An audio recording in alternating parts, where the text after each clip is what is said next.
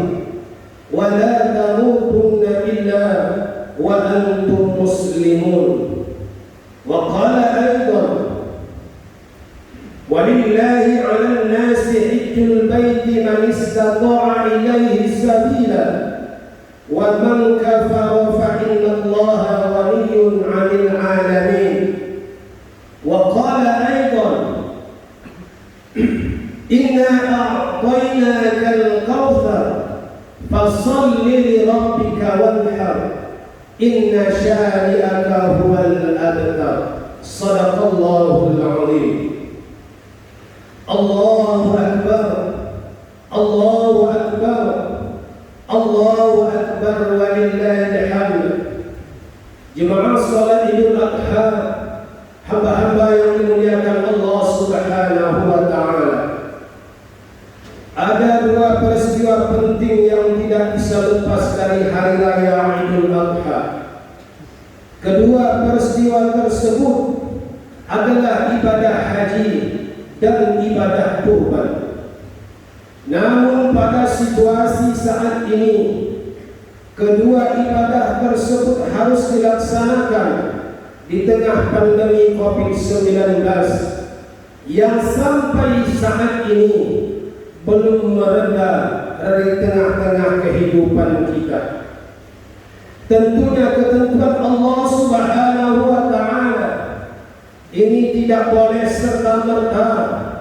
menurunkan semangat spiritual kita sebagai seorang umat muslim.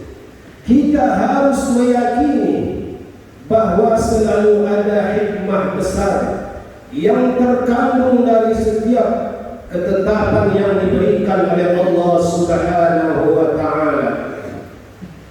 Seperti kita ketahui bersama, akibat pandemi COVID-19 yang mewabah di berbagai penjuru dunia, sehingga jemaah haji Indonesia tahun 1442 Hijriah atau tahun 2021 Masehi tidak diberangkatkan ke tanah suci.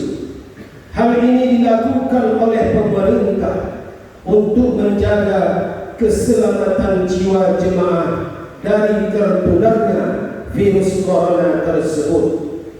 Begitupun dengan pemerintah Arab Saudi telah mengatur sedemikian rupa ketatnya bagi jemaah dari luar negeri untuk menjalankan rukun Islam yang kelima ini, dengan menerapkan protokol kesehatan mulai dari bandara sampai ke Masjid Al-Haram dan juga Masjid Nabawi.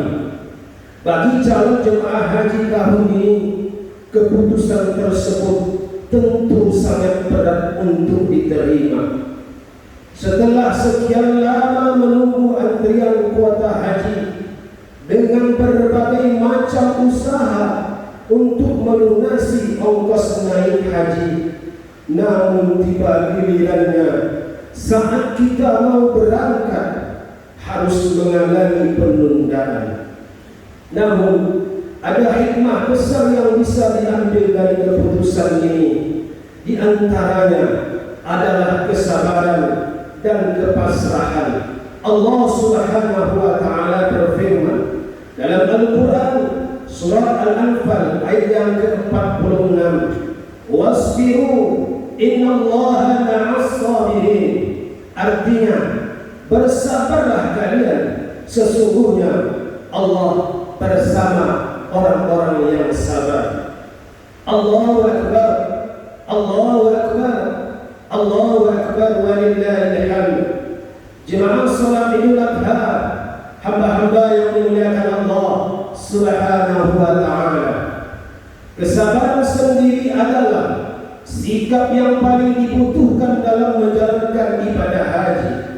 Dalam ibadah haji, kesabaran juga bisa menjadi ukuran makbul atau tidaknya haji yang dilaksanakan oleh seseorang hamba.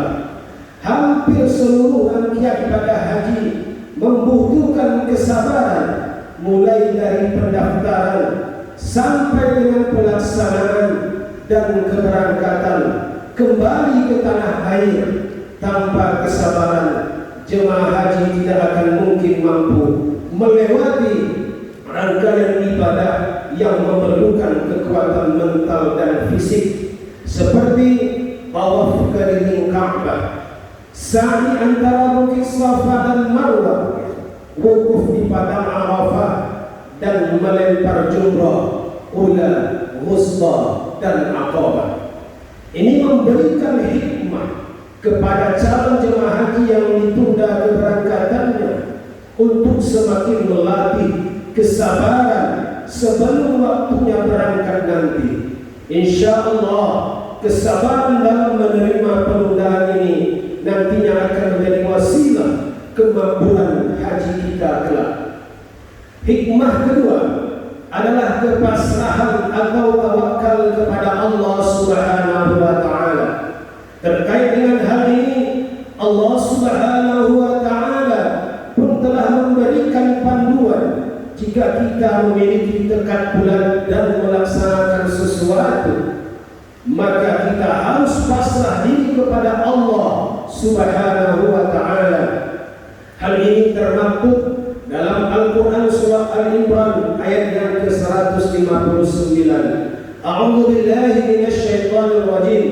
فَإِذَا عَزَمْتَ فَتَوَكَّلْ عَلَى اللَّهِ إِنَّallَّهَ يُحِبُّ الْمُتَوَكِّلِينَ. Apabila engkau telah membulatkan tekad, maka bertawakallah kepada Allah. Sesungguhnya Allah mencintai orang-orang yang bertawakal. Dengan itu ditundanya haji tahun ini, para calon jemaah haji yakin dan pasrah kepada Allah, karena ini juga merupakan ketentuan dan ketetapan Allah Subhanahu wa Ta'ala. Haji sendiri adalah ibadah yang harus diawali dengan kepasrahan, karena harus pergi jauh meninggalkan orang-orang yang dicintai dan harus berjuang menyelesaikan rangkaian kewajiban dan rukun haji. Kain ihram berwarna putih yang dipakai oleh jemaah haji sudah menandai bahwa para jemaah haji pasrah atas takdir Allah, seperti mayat yang terbungkus kain kafan. Dengan kepasrahan ini tentunya akan menjadikan para calon jemaah haji lebih tenang dan ikhlas dalam beribadah. Allahu Akbar, Allahu Akbar, Allahu Akbar, walillahil hamd. Jemaah salat Idul Adha, hamba-hamba yang dimuliakan Allah Subhanahu wa Ta'ala. Ibadah kedua yang kita lakukan di tengah pandemi ini adalah ibadah kurban. Di tengah wabah ini, ibadah kurban akan lebih bermakna dan terasa bagi masyarakat ekonomi lemah. Selama pandemi, berbagai sektor berdampak, tak terkecuali sektor ekonomi ikut terkena imbasnya. Banyak masyarakat yang tidak bisa memenuhi kebutuhan hidupnya karena harus kehilangan mata pencarian mereka. Ibadah kurban bisa menjadi bukti kepekaan sosial masyarakat yang mampu terhadap masyarakat yang lebih lemah secara ekonomi. Ibadah kurban semakin memberikan kesadaran kepada kita bahwa harta yang kita miliki bukanlah mutlak milik kita pribadi. Harta dan materi di dunia ini hanya titipan Allah Subhanahu wa Ta'ala, yang di dalamnya terdapat hak-hak orang lain yang harus kita berikan kepada mereka. Kenikmatan yang kita rasakan tidak akan berkurang sedikit pun ketika kita harus berbagi dengan orang lain melalui penyembelihan hewan kurban tersebut. Kita harus menyadari bahwa sesungguhnya hakikat memberi itu adalah kita menerima. Setiap kebaikan yang kita berikan akan kembali kepada kita. Manusia tidak perlu khawatir karena nikmat Allah begitu sangat banyak. Saking banyaknya nikmat Allah, kita tidak akan bisa menghitungnya. Allah Subhanahu wa Ta'ala mengingatkan kepada kita dalam Al-Quran surah An-Nahl ayat yang ke-18, wa in ta'uddu ni'matallahi la tuhsuha innallaha laghafurur rahim. Artinya, dan jika kamu menghitung-hitung nikmat Allah, niscaya kamu tak dapat menentukan jumlahnya, tak sanggup kamu menghitungnya. Sesungguhnya Allah benar-benar Maha Pengampun lagi Maha Penyayang. Dengan pengorbanan harta melalui hewan kurban ini, kita juga akan mampu semakin dekat dengan Allah Subhanahu wa Ta'ala. Hal ini selaras dengan makna kurban itu sendiri, yakni berasal dari bahasa Arab qariba yakrabu, kurban wa kurbanan wa kirbanan, yang artinya adalah dekat. Sehingga kurban adalah mendekatkan diri kepada Allah dengan mengerjakan sebagian perintah Allah Subhanahu wa Ta'ala. Ketika Allah telah memberikan nikmat yang begitu banyak kepada kita, Allah perintahkan kepada kita untuk melaksanakan ibadah kurban sebagaimana termaktub dalam surah Al-Kautsar ayat 1 dan 2. Bismillahirrahmanirrahim. Inna a'tainakal kautsar fasholli lirabbika wanhar. Sesungguhnya kami telah memberikan nikmat yang banyak kepadamu. Fasholli lirabbika wanhar, maka dirikanlah salat dan berkurbanlah. Ada dua perintah yang sejalan. Ketika kita rajin tunduk, rukuk dan sujud kepada Allah Subhanahu wa Ta'ala, di sisi lain Allah menyampaikan harus kita melaksanakan ibadah kurban. Begitu banyak nikmat yang Allah berikan kepada kita. Jangan sampai kita memikir dan selalu memikir apakah Dzulhijjah yang akan datang masih bisa menghampiri dalam kehidupan kita. Allahu Akbar, Allahu Akbar, Allahu Akbar, walillahil hamd. Jemaah salat Idul Adha, hamba yang dimuliakan Allah Subhanahu wa taala. Dari hal ini kita bisa mengambil dua hikmah dari ibadah kurban. Yang pertama adalah hikmah secara vertikal, yakni semakin dekatnya kita kepada Allah Subhanahu wa taala. Dan yang kedua hikmah secara horizontal, yakni kedekatan dengan sesama manusia dengan saling berbagi rezeki di tengah situasi akibat pandemi ini. Dari peristiwa di atas merupakan keteladanan yang diberikan oleh Nabi Ibrahim alaihissalam beserta keluarganya dengan penuh kesabaran dan ketaatan dalam menghadapi berbagai ujian yang diberikan oleh Allah Subhanahu wa taala.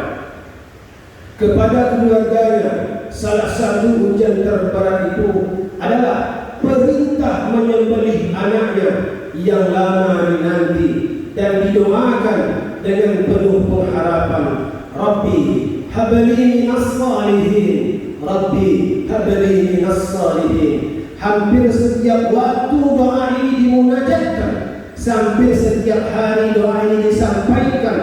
Namun Allah Subhanahu wa taala Maha tahu, Maha mengetahui apa yang terbaik diberikan kepada hamba-Nya. Dengan doa tersebut, berapa lama Nabi Ibrahim alaihissalam menunggu? Sekitar 90 tahun penantian yang begitu panjang menunggu kelahiran anak dalam keluarganya.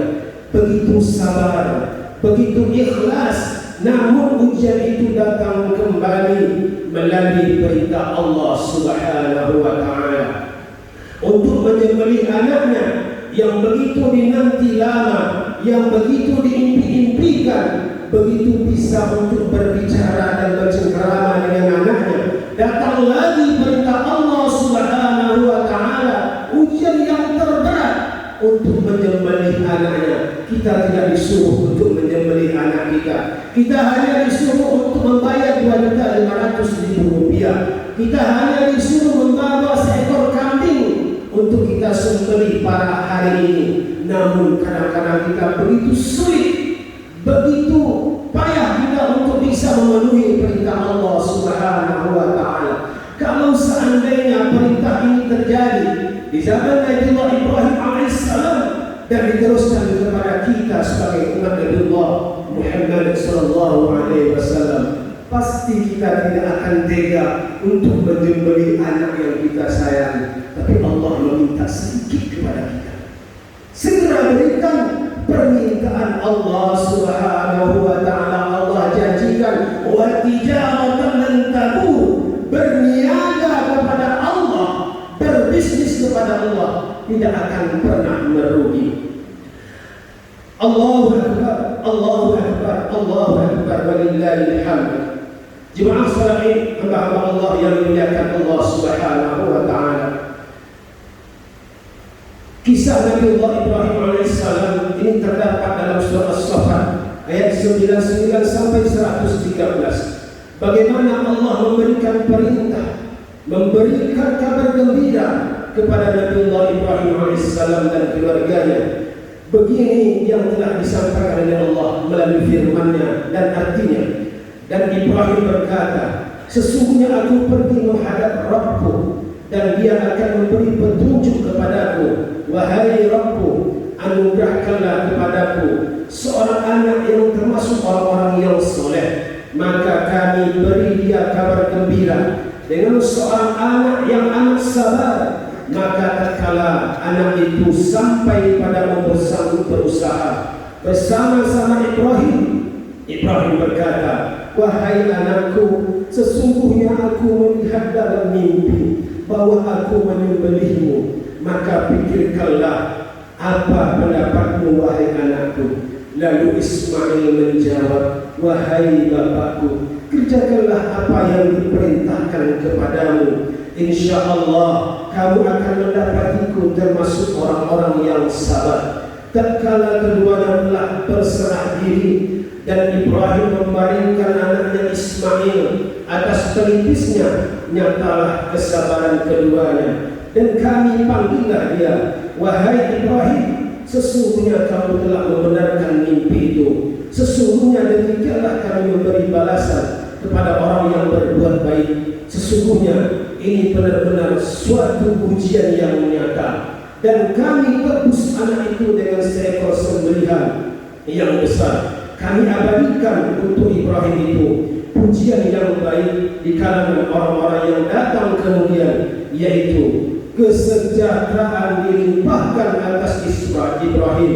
Demikianlah kami memberikan balasan kepada orang-orang yang berbuat baik. Sesungguhnya ia termasuk hamba-hamba kami yang beriman, dan kami beri dia kabar gembira dengan kelahiran seorang anak berikutnya yang bernama Ishak, seorang nabi yang termasuk orang-orang yang saleh. Kami limpahkan keberkahan atasnya dan atas Ishak, dan di antara anak-anak cucunya ada yang berbuat baik dan ada pula yang zalim terhadap dirinya sendiri secara nyata. Allah Subhanahu wa taala menceritakan tentang kisahnya Nabi Ibrahim alaihissalam, bahwa sesungguhnya setelah Allah menolongnya dari kejahatan kaumnya dan ia merasa putus asa dari keimanan kaumnya, padahal mereka telah menyaksikan mukjizat-mukjizat yang besar Nabi Allah Ibrahim alaihissalam. Dari kisah di atas ada pelajaran yang sangat penting bagi kita, bahwa dalam hidup ini akan ada ujian yang selalu datang silih berganti.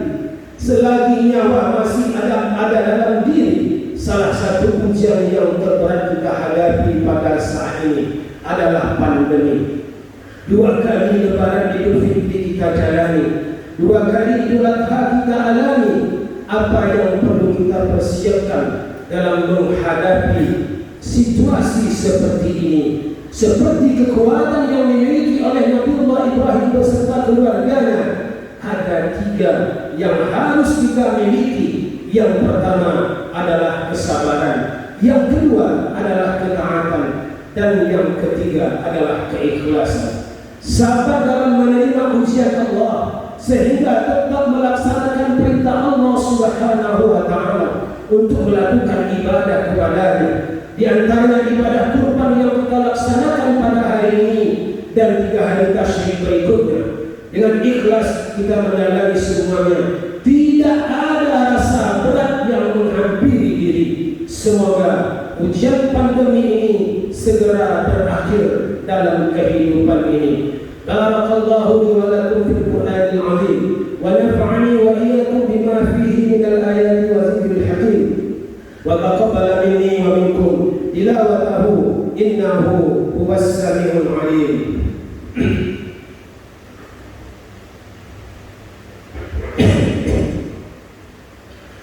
Allahu akbar, Allahu akbar, Allahu akbar, Allahu akbar wal kabira walhamdulillahi katsira wa subhanallahi bukratan wa asila.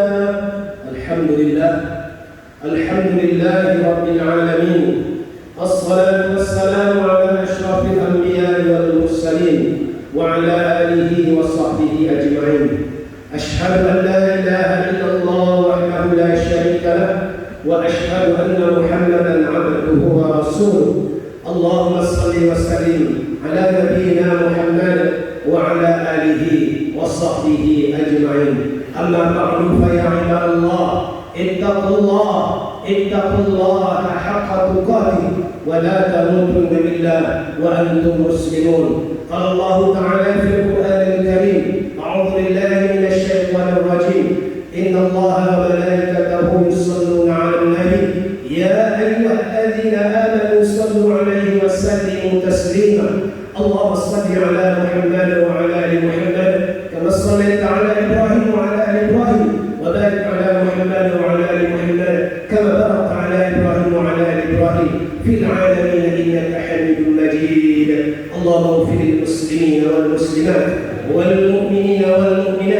إنك سميع قريب مجيب الدعوات. آمين آمين يا قاضي الحاجات يا أرحم الراحمين. اللهم إنا نسألك الهدى والتقى والعفاف والغنى. اللهم إنا نسألك رضاك والجنة ونعوذ بك من سخطك والنار. اللهم إنك عفو كريم. اللهم إنك عفو كريم. اللهم إنك عفو كريم تحب العفو فاعف عنا.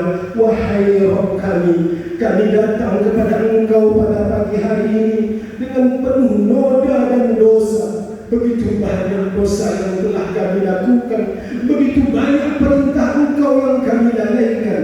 Kami bermohon kepada Engkau ya Allah, berikanlah keampunan kepada kami ya Mujib as-Sa'ilin. Ya Allah ya Allah, berikanlah juga keampunan kepada ayah dan bunda kami.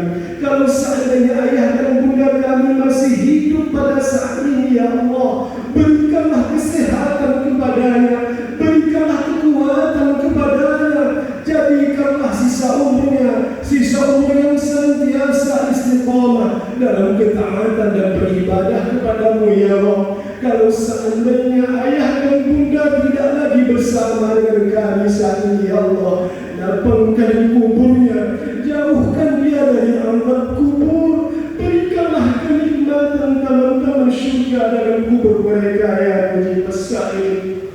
Ya Allah yang Maha melindungi, lindungilah diri kami, keluarga kami, negeri tempat kami berpijak ini ya Allah, dari segala bentuk bencana dan malapetaka, dari segala musibah dan fitnah, khususnya virus corona yang sedang merebak pada saat ini ya Allah. Kami menyadari begitu kecilnya kami ya Allah, dengan makhlukmu yang tidak nampak dengan kasat mata, tapi membuat kami porak-poranda yang Mujib as-Sa'ilin. Begitu lemahnya kami ini ya Allah, tidak ada daya dan upaya. Kami bermohon kepada Engkau ya Allah, agar kiranya pandemi ini segera pergi dari kehidupan kami ya Mujib as-Sa'ilin. Allahumma Rabbana, ya Allah ya Mujib as-Sa'ilin, hari ini kami persembahkan kurban kami ya Allah. Kami bermohon kepada Engkau, terimalah kurban kami ini sebagai kurban yang terbaik dalam hidup kami. Dan kami bermohon juga ya Allah, Engkau ganti kurban yang kami berikan ini agar kami bisa kembali berkurban di tahun yang depan. Panjangkan umur kami dan kami bisa lagi melaksanakan kurban tersebut ya Mujib as-Sa'ilin. Rabbana zalamna anfusana wa illam taghfir lana wa tarhamna lanakunanna minal khasirin. Rabbana atina fid dunya hasanah wa fil akhirati hasanah wa qina 'adzaban nar. Walhamdulillahi rabbil alamin. Assalamualaikum warahmatullahi wabarakatuh.